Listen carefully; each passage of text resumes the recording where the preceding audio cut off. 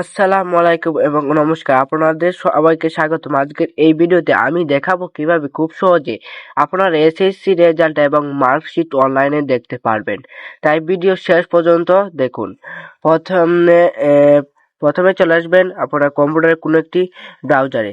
আমি চলে আসলাম একটি ক্রোম ব্রাউজারে আসার পরে ক্রোম ব্রাউজারে আসার পরে এখানে আপনারা ইবোর্ড রেজাল্ট কম এই ওয়েবসাইটে ক্লিক করবেন। ক্লিক করার পরে এখানে ক্লিক করবেন। ক্লিক করার পরে এখানে আছে নিউ নাম অফ বোর্ড, তারপরে হলো নেম অফ এক্সামিনেশন, তৃতীয়টি হলো ইয়ার অফ এক্সামিনেশন, চতুর্থটি হলো টাইপ অফ রেজাল্ট।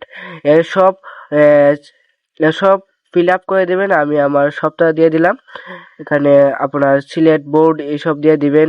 তারপরে আপনি সব দিয়ে দিবেন। তারপরে এখানে আপনি কত সালে পরীক্ষা দিয়েছেন সব কিছু দিয়ে দিবেন। দেওয়ার পরে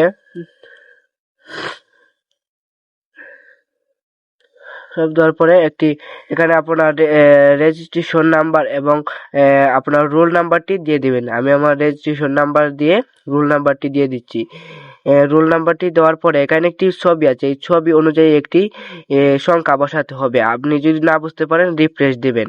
আমি দেওয়ার পর একটি সংখ্যা বসিয়ে দিবেন, তাহলে আপনার নাম্বারটি চলে আসবে। ধন্যবাদ সবাইকে। প্রথমে আপনার প্লে স্টোরে চলে আসবেন। প্লে স্টোরে ক্লিক করার পরে এখানে লিখবেন এসএসসি রেজাল্ট 2026 লেখার পর এখানে ক্লিক করবেন। ক্লিক করার পর এখানে লাল যে প্রথমে লোগোটি চলে এসেছে এখানে ইনস্টল করে নেবেন।